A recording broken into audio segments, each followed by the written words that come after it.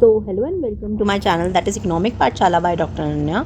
आज हम DSSB PGT economics के क्वेश्चन पेपर के पार्ट 5 के बारे में बात करने वाले हैं। ऑलरेडी 4 पार्ट मैं अपने चैनल पर अपलोड कर चुकी हूँ। ये आज जो है हमारा ये 5th पार्ट है। Starting from the first question हम बात करते हैं कि क्वेश्चन 1 है कि size of a country labour force with in a given total population depends on the 2 factors.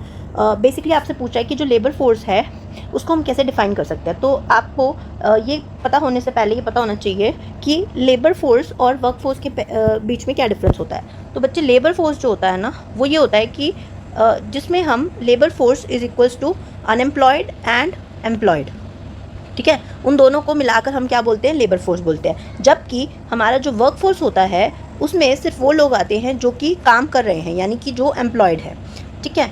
तो ये डिफरेंस होता है बेसिक। तो जब मैं पढ़ती थी तो मुझे भी बहुत कन्फ्यूजन होती थी इन दोनों में, मुझे याद करने में बहुत मुश्किल आती थी। तो फिर मैंने उसको इस तरीके से याद कर लिया कि वर्क यानी काम करने वाला कौन है, जो एम्प्लॉयड है, जो काम कर रहा है, जो एम्प्लॉयड है वो वर्क फोर्स में आएगा, और लेबर फोर्स में अनएम्प्लॉयड प्लस एम्प्लॉयड दोनों आएंगे, ठीक है। तो इससे हमें क्या समझ में आया कि जो लेबर फोर्स है that is equals to work force plus unemployed. जो अनएम्प्लॉयड लोग हैं उनको अगर हम वर्क फोर्स में ऐड कर दें तो क्या बन जाएगी हमारी लेबर फोर्स, ठीक है। अब क्वेश्चन पर आते हैं। तो क्वेश्चन कहता है कि the countries labour force depend on the portion of the total population. Total population में से वो लोग दैट इज ऑफ, वो कौन सी एज के हो, वर्किंग एज के हो, तभी तो आप एम्प्लॉयड या अनएम्प्लॉयड कहलाओगे। एक बच्चा है जो कि घर पे है या कोई बुजुर्ग है जो काम नहीं कर सकता है, उनको हम वर्किंग एज में काउंट नहीं करते हैं। इसलिए इसका आंसर क्या हो जाएगा, working age. And the proportion of these who are क्या हो जाएगा, हु वर्क फॉर गेन, यानी जो लोग काम कर रहे हैं किसके लिए, अपने गेन के लिए। वर्क फॉर गेन का क्या मतलब है, जो भी आप कोई काम कर रहे हो पैसों के लिए, ठीक है। जैसे एक टीचर अपने स्कूल में पढ़ा रहा है, कोई फार्मर कोई क्रॉप उगा रहा है, ठीक है। तो इन सबको हम क्या कहेंगे, वर्क फॉर गेन। तो इसलिए इसका फर्स्ट का आंसर हो जाएगा P. Next question is the main reason for India's third world country status is that third world country आपको पता होना चाहिए स्टेटस क्या होता है, कि हम जो आज की स्टेज में डेवलपिंग कंट्रीज़ में आते हैं। तो इस स्टेटस को कह रहा है कि जो हमारा ये स्टेटस है वो इसकी वजह से है क्योंकि हम जो है वो गरीब थे, ठीक है। और हम गरीब क्यों थे, क्योंकि हमें ब्रिटिशर्स ने लूटा था। तो कह रहा है ऐसा कौन सा स्टेटमेंट है जो कि इनकन्सिस्टेंट है, मतलब कि ऐसा क्या चीज़ है जो ब्रिटिशर्स ने एक्सप्लॉइट तो की थी, हमारे यहाँ इकोनॉमिक एक्सप्लॉइटेशन तो किया था, लेकिन उसकी वजह से हमारी जो पोवर्टी वाली कंडीशन नहीं हुई, या उसकी वजह से हमारी इकोनॉमी में पोवर्टी नहीं आई। तो आइए स्टेटमेंट्स पढ़ते हैं, उससे समझ में आ जाएगा। फर्स्ट है इंट्रोडक्शन ऑफ जमींदारी सिस्टम। तो जमींदारी सिस्टम क्या होता है, आपको पता होगा, एक सिस्टम है जहाँ पे लैंड रेवेन्यू सिस्टम है, ठीक है। तो जमींदारी की वजह से हुआ था कि नहीं, लेट्स चेक। सेकंड पढ़ते हैं introduction of rail network. No, rail network basically बनाया तो इसलिए गया था कि हमारा रॉ मटेरियल एक जगह से दूसरी जगह ट्रांसफर किया जा सके, लेकिन उससे हमें बेनिफिट भी हुआ था। आप सबने पढ़ा हुआ है, वन ऑफ द बेनिफिट, अगर आप 12 चैप्टर पढ़ते हैं इंडियन इकोनॉमी का, उसमें बेनिफिट्स ऑफ ब्रिटिश सिस्टम में ये पॉइंट है कि रेल नेटवर्क आने की वजह से हमारा बेनिफिट हुआ था। Next is evil result of the transfer of land. बिल्कुल सही है, जो लैंड का ट्रांसफर इन्होंने कर लिया था उसकी वजह से गरीबी आई है, बिल्कुल। Promotion of small scale industries, obviously नहीं, स्मॉल स्केल इंडस्ट्रीज की प्रमोशन से आपने पढ़ा था, ये भी वन ऑफ द बेनिफिट है। Imposition of heavy duties on the Indian export goods, ये है बिल्कुल आंसर है कि हैवी ड्यूटीज़ लगाने की वजह से, यानी टैक्स पे बहुत ज़्यादा मतलब कि हमारे एक्सपोर्ट्स पे बहुत ज़्यादा टैक्स लगाने की वजह से क्या प्रॉब्लम आई थी, ये प्रॉब्लम आई थी कि हमारा जो सामान होता था वो बिकता नहीं था, है ना, या बहुत हायर कॉस्ट पे जाता था। ड्रेन ऑफ इंडियाज़ वेल्थ, और हमारी वेल्थ को वो ड्रेन करके लेके गए, तो ऑब्वियसली ये भी वन ऑफ द रीज़न था। तो उन्होंने पूछा ऐसा कौन से रीजन्स नहीं है जिसकी वजह से इकोनॉमिक एक्सप्लॉयटेशन इंडिया में हुआ है। तो देखो 2 और 4 तो फॉर श्योर है।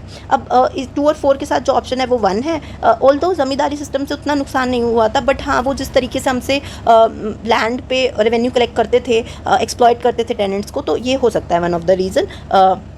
ये रीज़न हो भी सकता है और नहीं भी हो सकता है, बट इन्होंने नहीं में कंसिडर किया है, तो 1 to 4 हम इसको लेकर चलते हैं, ठीक है। नेक्स्ट क्वेश्चन पर चलते हैं। नेक्स्ट क्वेश्चन हमारा ये है कि नेक्स्ट पेज पर है, नेक्स्ट पे चलते हैं। Formal contracts and monetary compensation are absent in many kind of institutional settings, but agents में nevertheless try to influence each other through verbal और रिटन कम्युनिकेशन। कह रहे हैं कि बहुत जगह ऐसी होती हैं जहाँ पर क्या होता है कि हम कोई फॉर्मल कॉन्ट्रैक्ट्स नहीं करते हैं, बट रैदर क्या होता है, नॉर्मल वर्बल कम्युनिकेशन की। हाँ, जैसे आपने देखा होगा कि जब दो बिजनेस वाले जिनका अच्छा कम्युनिकेशन है या अच्छा तालमेल है, तो वो क्या करते हैं, सिर्फ कह देते हैं और कहने भर से ही उनके काम हो जाते हैं, मतलब उनको रिटर्न में कोई डॉक्यूमेंट साइन नहीं करवाने पड़ते।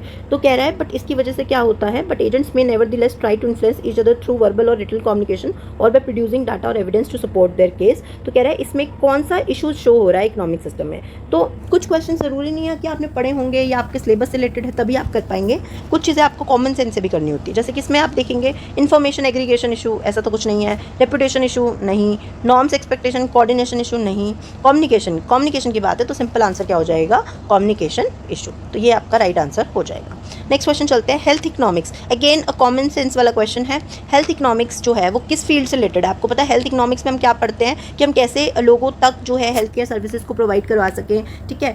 जो ये प्राइवेट हॉस्पिटल्स है वहाँ पर जो लोगों को हेल्थ केयर नहीं मिल पाता है वो हम उनको क्या करें, पब्लिक सेक्टर में ही प्रोवाइड करवा दें, ठीक है। तो ये सब चीज़ें चाहिए। तो कह रहा है कि किस चीज़ को प्रमोट करता है health economics, that is health care services को। हेल्थ को प्रमोट नहीं करता है, वो क्या करता है, सर्विसेज किस तरीके से पहुँचे उसको करता है, इसलिए राइट आंसर क्या हो जाएगा, बी।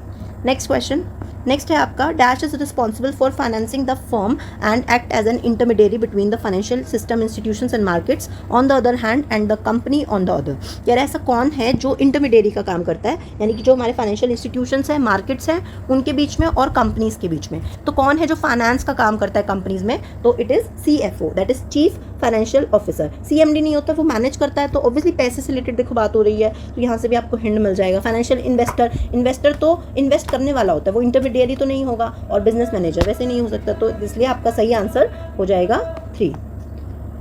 नेक्स्ट जो क्वेश्चन है इसमें आपको कुछ स्टेटमेंट दी हुई है और लास्ट में आपसे पूछा हुआ है जो हुडको है, हुडको उसकी फुल फॉर्म क्या है। तो बस आपको फुल फॉर्म पता होनी चाहिए, housing and urban development corporation.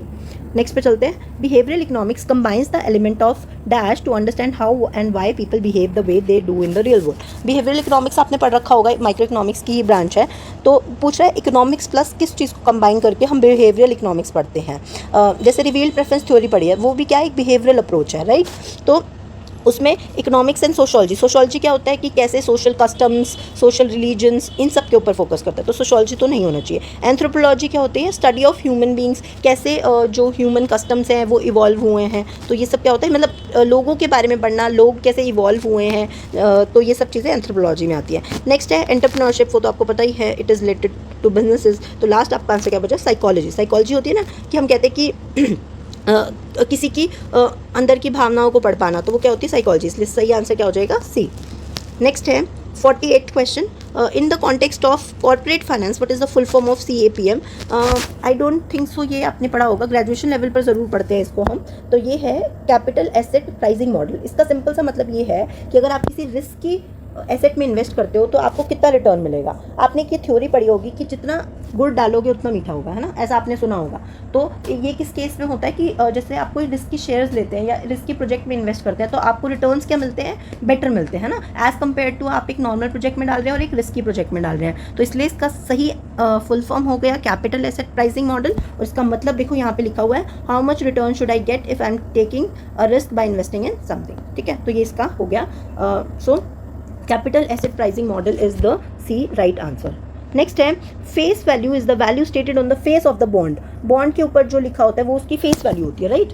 जैसे हमें क्या मिलता है, हमें डिस्काउंट पे मिलता है। बॉन्ड से हमें कैसे फ़ायदा होता है, बॉन्ड लेने का क्या बेनिफिट होता है। पहले तो बॉन्ड होता क्या है, बॉन्ड एक तरीके का रिटर्न डॉक्यूमेंट होता है जिससे कि थ्रू आप क्या करते हैं, लोगों को उधार देते हैं, ठीक है। उसके फेस पर यानी कि उसके ये जो पेपर है इसके ऊपर कुछ वैल्यू लिखी होती है, इससे 100 रुपये का बॉन्ड है। तो ये 100 रुपये का बॉन्ड लेने का आपको क्या फ़ायदा होता है, आपको डिस्काउंट में मिलता है। मान लीजिए 92 रुपीज़ के डिस्काउंट पे मिला है, तो ये क्या हो जाएगा, ये इसको हम बोलते हैं issue at discount and redeem at par. Redeem मतलब जब इसका रिडेम्पशन होगा, यानी जब हमें पैसे वापस मिलेंगे तो वो हमें क्या मिल जाएंगे, फेस वैल्यू पे मिल जाएंगे। इसी फेस वैल्यू को हम क्या बोलते हैं, पार वैल्यू, ठीक है। रिडीम एट पार बोला ना, मतलब जितना है उतना ही आपको मिल जाएगा, that is known as par value, ठीक है। अब जैसे मान लीजिए कोई 1000 का फेस वैल्यू है, कूपन रेट 8% है, तो मेच्योरिटी 5 ईयर्स के लिए है, तो फेस वैल्यू जो उसके ऊपर लिखी हुई है। अच्छा, अगर इस पर हम देखें कि हमें कितना बेनिफिट मिलेगा, तो 8 रुपये का बेनिफिट हमें 100 पे मिलेगा, तो इट इज़ 8 रुपये का बेनिफिट हमें 92 पर मिलेगा, है ना, क्योंकि हमने तो 92 का खरीदा है, ठीक है। तो इस तरीके से आप इसको कैलकुलेट कर सकते हैं कि कितना रेट ऑफ % प्रॉफिट हमें मिल रहा है, ठीक है। ओके, सो इसका राइट आंसर हो गया पार वैल्यू, ठीक है।